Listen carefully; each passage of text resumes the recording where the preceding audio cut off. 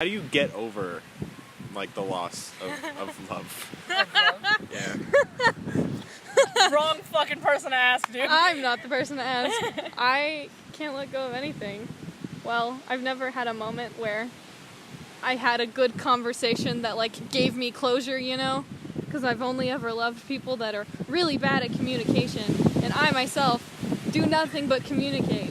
So, it's really nice to just, like, have all my emotions laid out on the table. And I'm like, here's exactly me.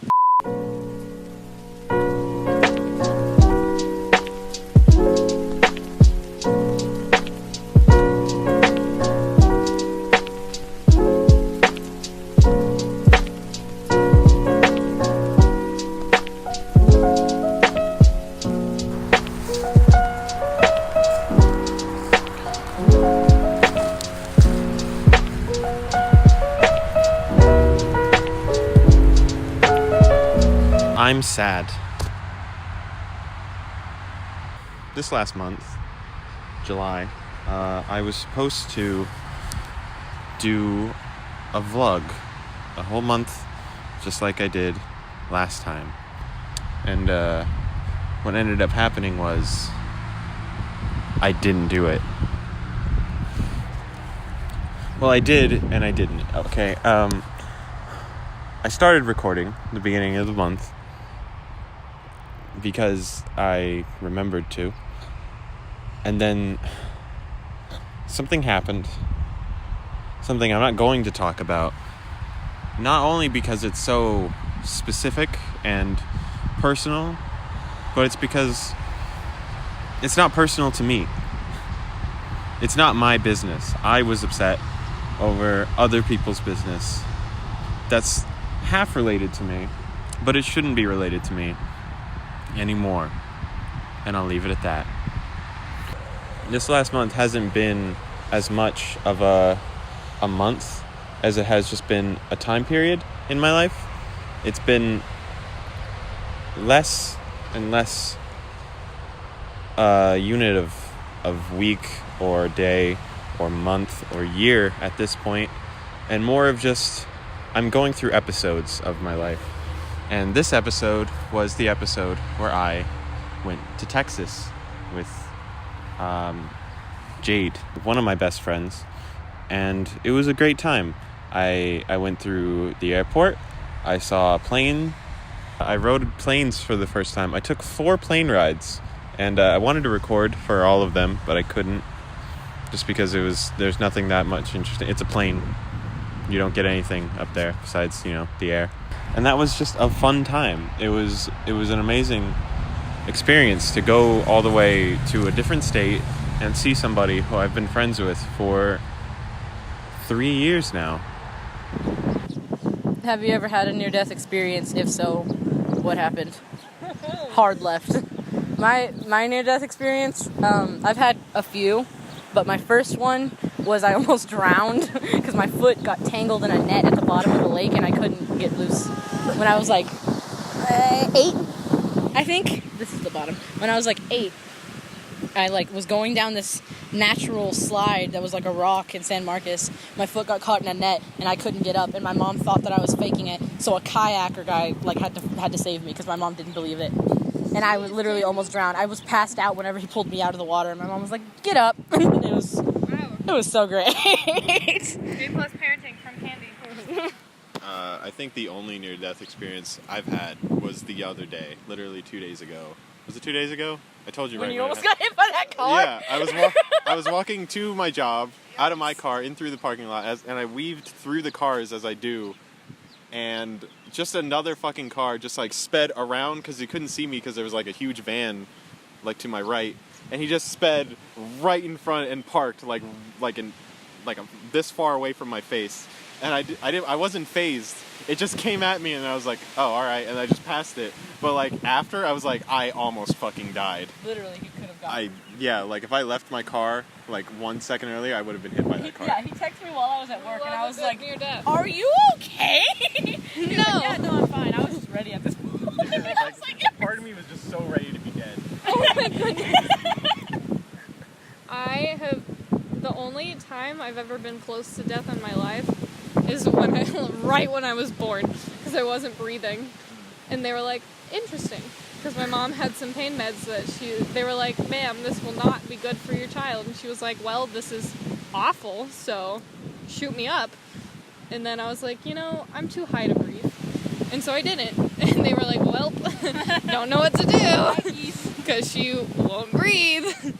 It's the only time I've ever been close to dying, because I'm overly cautious in all aspects of life. So this recent episode in my life has been specifically about growing and how I've been feeling about everything around me and how it's been terrible. I've been working a lot. I've been doing a lot of editing work. I've been editing for the college that I attend. I've been editing for myself. I've been editing for the tree. We just uploaded a video not too long ago, a couple days ago. That's done well. We filmed that an entire year ago.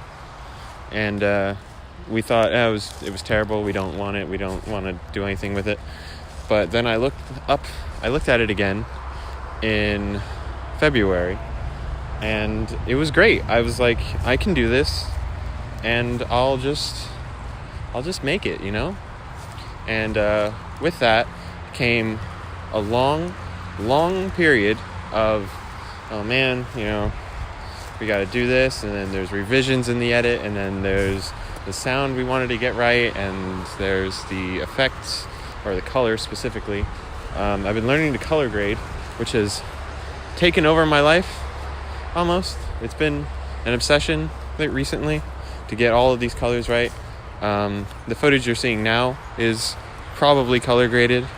I have only, I guess you could say, been in love one time, and it was never, gone to fruition because it was always really one-sided on either party. I would really, really love him, and then I'd kind of block him out for a while, and then he'd really, really love me while he was blocked out, and then it just interchanged that way for literally years.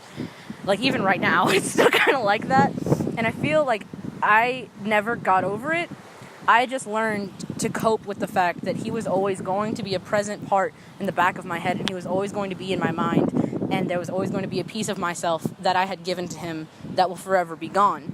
And instead of having to fill that, I just had to learn what my life is without that piece of me.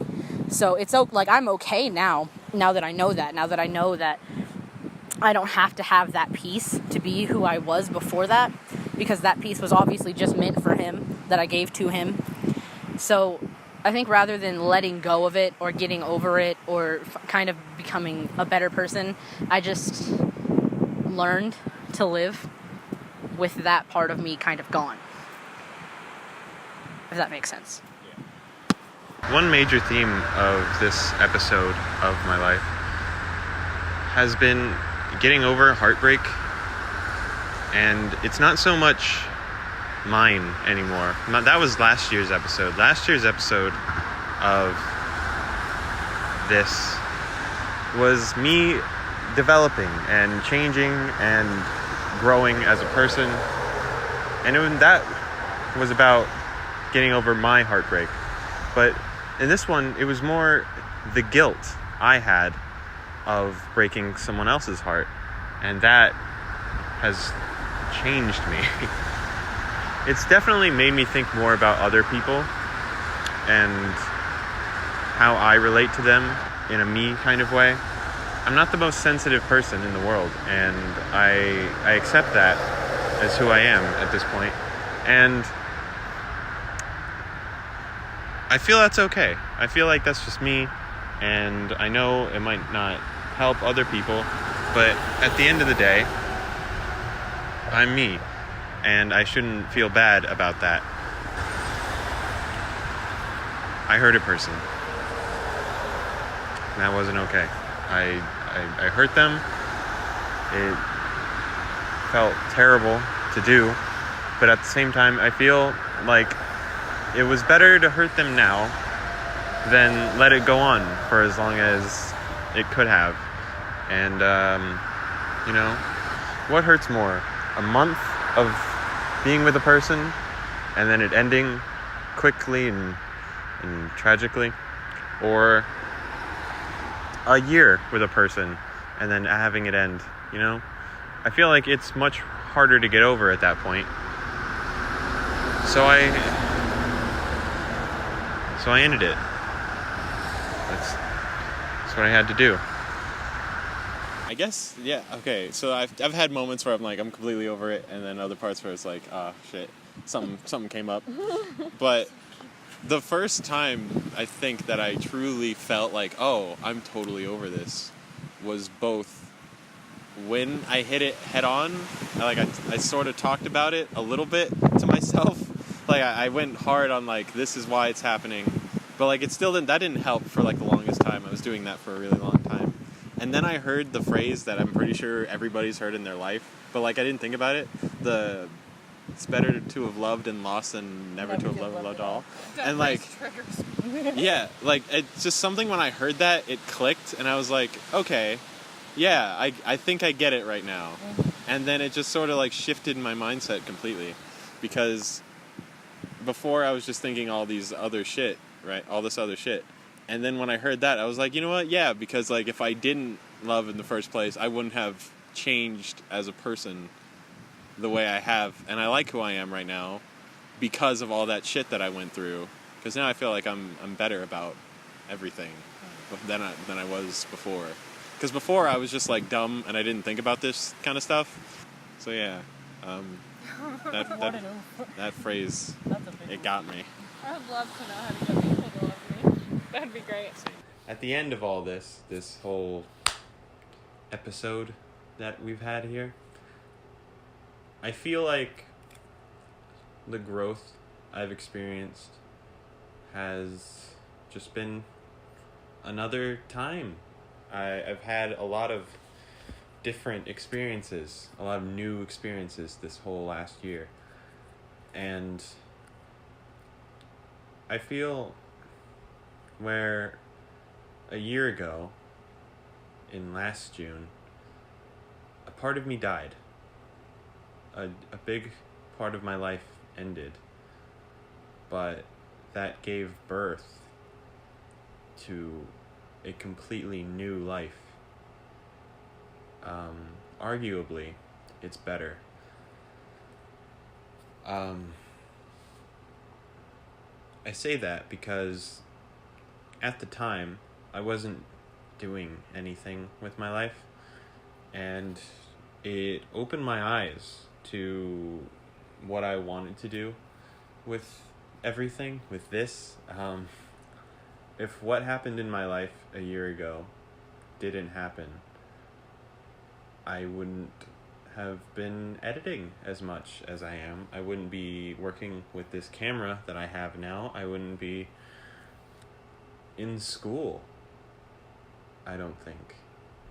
I started college back in January, and it's helped me a lot. Starting college really boosted my morale, because before I was in college, if I wasn't editing something, if I wasn't working on something, it felt like I was wasting my time. I know that even though in this downtime, I'll still go back to college and I'll still learn more and I'll still be one step closer to the goal that I have in life. Before a year ago, I didn't have any goal. I didn't have anywhere to go. I was living my life and I was comfortable, and I said that's just what my life was going to be.